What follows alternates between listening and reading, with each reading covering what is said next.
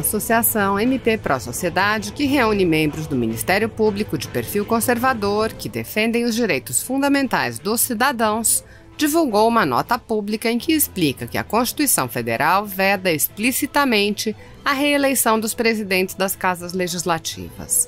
Os promotores e procuradores explicam: não cabe ao STF interpretar texto de norma quando não há margem para compreender outro significado diante da redação precisa, clara e direta. O STF não pode desrespeitar a Constituição Federal justamente por ser o seu guardião. Ouça a nota pública do MP Pró Sociedade. Nota pública. Literalidade do artigo 57, parágrafo 4º da Constituição Federal. O Supremo Tribunal Federal se debaterá com a questão da reeleição do presidente do Senado, Davi Alcolumbre, e do presidente da Câmara dos Deputados, Rodrigo Maia. Tal análise já foi apreciada e determinada pelo Legislativo Federal, representantes do povo brasileiro, de forma clara e direta, no sentido de vedar taxativamente a recondução após o mandato de 2 anos. Artigo 57, parágrafo 4º da Constituição. Cada uma das casas reunir-se-á em sessões preparatórias a partir de 1º de fevereiro, no primeiro ano da legislatura, para a posse de seus membros e eleição das respectivas mesas para mandato de 2 anos, vedada a recondução para o mesmo cargo na eleição imediatamente subsequente.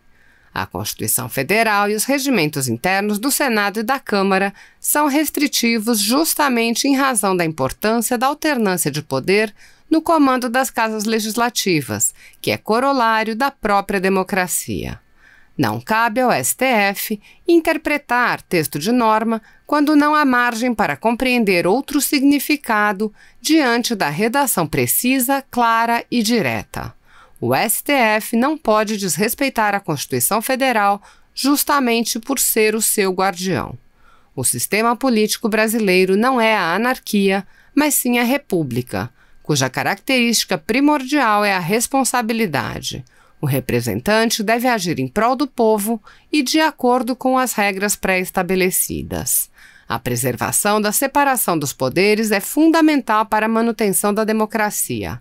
É primordial que o judiciário não se confunda com o legislativo. Não cabe ao STF continuar atuando de forma inconstitucional ao fazer interpretação seletiva e indevida para ampliar o significado do artigo 57, parágrafo 4º da Constituição Federal. Caso contrário, também tal interpretação ampliativa poderia se estender ao presidente, governadores e prefeitos para possibilitar a recondução ou reeleição após 2 mandatos, à la Putin da Rússia. A Constituição e as leis devem ser respeitadas por todos, sem malabarismos linguísticos e contorcionismo à torto e à direito, ou seja, a justiça deve ser isonômica e sua força deve valer igualmente aos ricos, pobres, fortes ou fracos. As reconduções e reeleições, para além do que estabelecido pela Constituição Federal e/ou Lei Federal, exigem alteração expressa de normas, seja por meio de PEC ou PLs, devidamente aprovadas pelo Legislativo. Se já houve rejeição ou não discussão de tais alterações pelas casas legislativas, a soberania popular deve ser respeitada sob pena de se violar o princípio democrático. Quando textos normativos são claros, não cabe reinterpretá-los para atender a pretensões pessoais ilegítimas, ilegais e inconstitucionais. Não é possível tolerar que normas constitucionais ou legais sejam alteradas por ativismo judicial, de modo que juízes imponham a própria vontade e preferências pessoais em contraposição ao sistema republicano de aprovação de leis e de emendas constitucionais em obediência e acatamento à vontade popular expressa nas urnas. A Associação MP Pró Sociedade repudia qualquer forma de interpretação inconstitucional e seletiva do artigo 57, parágrafo 4º da Constituição Federal, em razão da literalidade de seu texto. Ninguém é suficientemente competente para governar outra pessoa sem o seu consentimento. Abraham Lincoln. Olá pessoal, deputada federal Bia Kicis. Eu vim falar aqui com vocês sobre um dos temas mais importantes sobre o qual eu dedico meu mandato, que é o combate ao ativismo judicial. E nós estamos agora vivendo um momento muito crítico com relação a isso, quando esse ativismo ele advém diretamente de ministros do Supremo Tribunal Federal.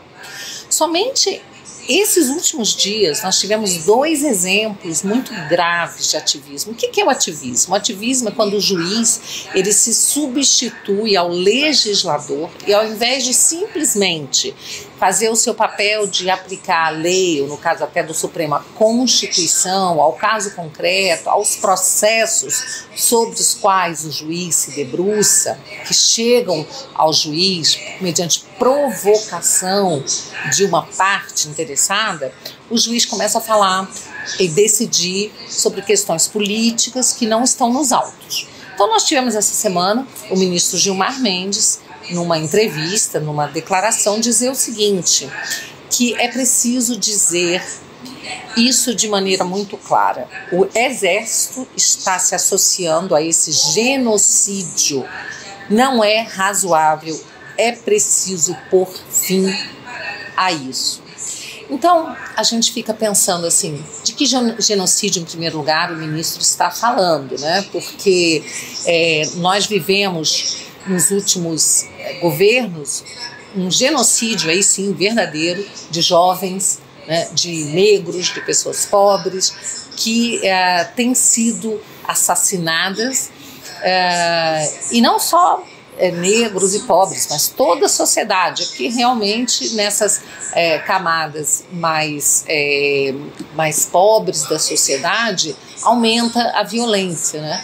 Mas pessoas de todas as camadas sociais, de todos os níveis intelectuais, de todas as profissões, têm sido vítimas, sim, de assassinatos, 60 mil pessoas por ano, sem que o Estado tenha sido capaz de proteger essas pessoas. Aí a gente pode falar de genocídio, mas no governo atual, que genocídio é esse? Quem é que está cometendo genocídio junto com o Exército, segundo o ministro Gilmar Mendes? Então, esse é o tipo da declaração que nos deixa realmente muito preocupados, e o ministro da Defesa já respondeu, dizendo que as Forças Armadas, o Exército, têm se dedicado durante o coronavírus ao combate ao coronavírus, né? Então não há genocídio algum, o que há é agora uma modinha, né, de ficar falando do presidente da República com total desrespeito à autoridade máxima da República e chamando o presidente de genocida, o que é um crime, né? Porque genocídio é um crime contra a humanidade, e aí, no caso, estão atribuindo um crime, então já existe aí no mínimo uma calúnia, além de uma atividade política do ministro, que é muito preocupante. E aí, em seguida, a gente vê o ministro Barroso também falando, né? Falando da preocupação dele, tanto com a saúde, como com as redes estando disseminando ódio. Ele está muito preocupado com o ódio e a desinformação disseminada nas redes sociais. Isso eu coloco como presidente do TSE, tendo que tomar uma atitude para evitar que aconteça o que aconteceu no Brexit. O que aconteceu no Brexit? No Brexit, o povo inglês decidiu 2 vezes pela retirada, pela saída da Inglaterra, da Grã-Bretanha, né, da União Europeia. Então isso foi a vontade do povo. Mas como o ministro Barroso, pelo visto, ele é a favor da União Europeia, ele é contra a saída da Grã-Bretanha, então ele diz que isso foi fruto de desinformação. Assim como, segundo o ministro, as eleições americanas, a eleição do Trump também foi fruto de desinformação, não fruto da vontade de um povo que era majoritariamente conservador, né? Que se vê representado pelo Trump, pelas suas ideias, ao contrário, né, das ideias pregadas pelo Partido Democrata, né?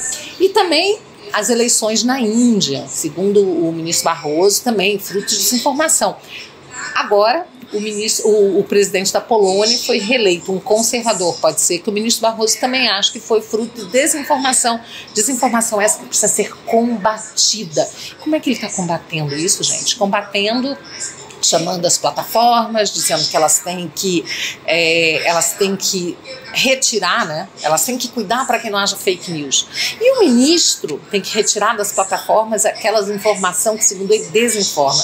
Aí o ministro, né, ele diz o seguinte, que ele conta, olha que bonito, gente, vocês têm certeza que vocês vão ficar emocionados.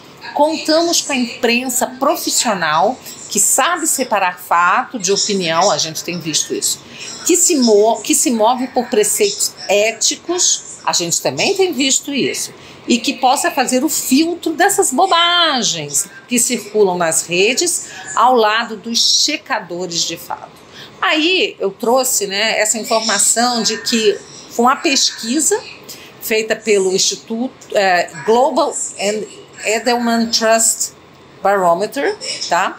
É um estudo feito por eles em 2018, disse o seguinte, que a imprensa, tá? A imprensa, ela é a instituição menos confiável globalmente.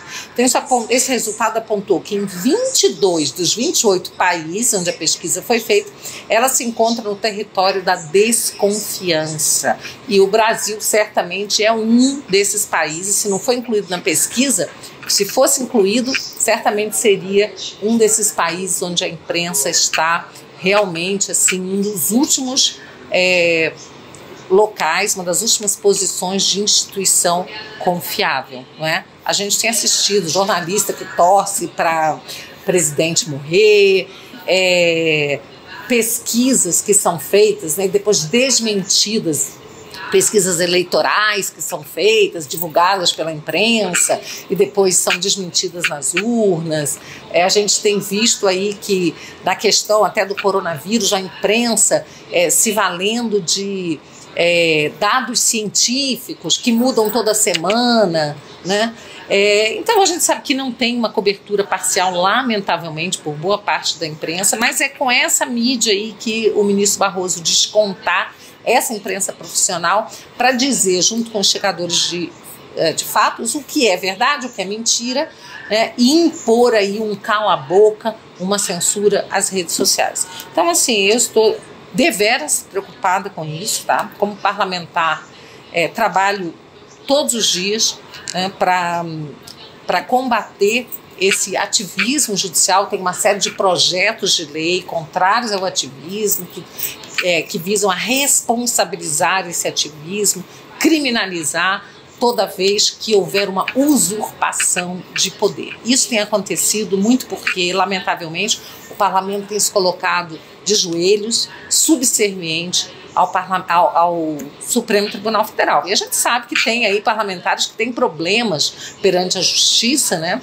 que temem realmente que haja uma investigação, uma denúncia, que o Supremo possa condená-los.